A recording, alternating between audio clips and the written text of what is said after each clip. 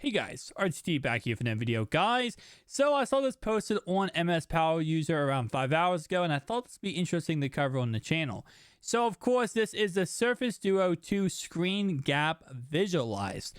So if you guys look at right here, the Surface Duo 1, you guys can see that yes, there is a little bit of a gap when you are consuming media. And this is what the actual gap looks like on a normal Surface Duo 1. So you guys can see, yes, it says like sign up for TikTok, and there's this gigantic gap down the middle. And the biggest thing I have said with the Surface Duo 1 was I don't care about the hinges, but the gap down the middle, that gigantic little, hinge, it does disrupt your media. And that's something on the Galaxy Fold 3 that you simply do not have, right? So the Galaxy Fold 3, the biggest selling point is, yes, it is foldable glass. It's not as durable. It's not Gorilla Glass vicious like it is on the, on this phone, on the Surface Duo. But you do not have that hinge down the middle. It is all one little piece of, glass. Now, I will say at the same time, though, I have had people complain about that, saying that that little crease down the middle for the, instead of the hinge, people have actually told me that this feels weird. It's just different. They don't like it. They don't like the little hinge, the little crease, right? So that is definitely still an issue, like for some people. But for most people, they love the Fold 3 because of that reason. So Surface Duo 1, you guys can see this looks really bad, and honestly does look bad. So for the Duo 2, that looks, oh my God. Okay. All right. That looks absolutely amazing. That is so much different than the Duo 1. And I'm not trying to do this or try to, just like really sell this up, guys. I'm not kidding. You tell me down below. Tell me down below that does not look so much better. That's 26% thinner than the Surface Duo 1. And again, like I said, this is the biggest issue I have with the Surface Duo 1 when it comes to consuming media, right? Because this is when consuming media is an issue. When you're not consuming media and you have two applications running at the same time, it's not really a problem. But when you're consuming media, that's when this becomes a problem. And the main issue is when you're watching YouTube. When I'm watching YouTube on both of my displays, right? And let's say you have a YouTube video playing from here to here, right?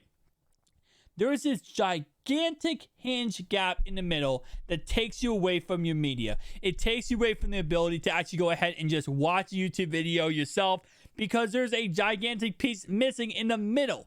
Now, you're still going to have that on the Surface Duo 2, don't get me wrong, but it's so much less, and it's also less minuscule.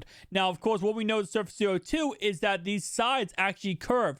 So toward the hinge, toward the middle hinge, the screen actually curves inward toward the hinge, which makes this even more and less of a distraction and more just look very fluent. Now, we don't have what the Fold 3 has, and we won't ever have what the Fold 3 has with this device, right? Because the Fold 3 at the end of the day has a hinge on the outside, and it has a beautiful display on the inside that just creased and foldable glass. Now, unless the Surface Duo 3 does end up having foldable glass and they get away from Gorilla Glass Vicious, you're never going to be able to do that. And to be honest, I really don't want them to. I think what really sells the Surface Duo 1 and 2 is the ability to have Gorilla Glass Vicious on these displays, so you don't have to worry about these displays breaking. Now, at the same time, though, that hinge, like I said before, well, yes, it is a little bit of an issue. Not too much of an issue, but definitely a little bit of an issue. This just makes it all that much better. It says right here, the image shows significantly less screen real estate is lost to the gap than with the older device. In fact, Microsoft Emulator confirms nearly 25% less is lost to Surface Duo 2, which would make the Microsoft design choice a bit easier to live with. The Surface Duo 2 is on for pre-order, obviously, and coming out 21st, which I will be making a lot of videos on the channel. You guys already know once we do go ahead and get it in the studio and we go ahead and show it off. But I will definitely say, like I said before, it's not too much of a big deal, that hinge down the middle. But when you're watching YouTube videos, you're consuming media, it's definitely going to be one of those things where you're going to notice it. And even if it's like a small little thing you notice, it's still something you notice. Like, let me go ahead and pull this up for you guys. I'll pull up a YouTube video for you guys just to show you guys exactly what I'm talking about. Because, like I said before, it's not a huge deal. It's not a game breaker. And I don't consider not buying this device because it has, this hinge down the middle. But if you watched my video earlier today, and I actually go ahead and pull this up for you guys. This is what I'm talking about, okay? You guys can see it's not a big deal, right? There's just that hinge down the middle, but it is blocking the media a little bit. It is taking away from the media a little bit.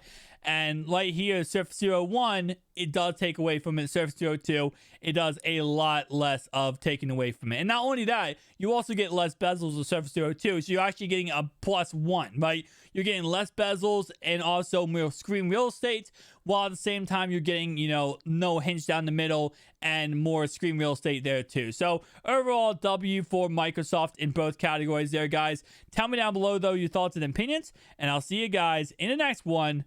Peace out.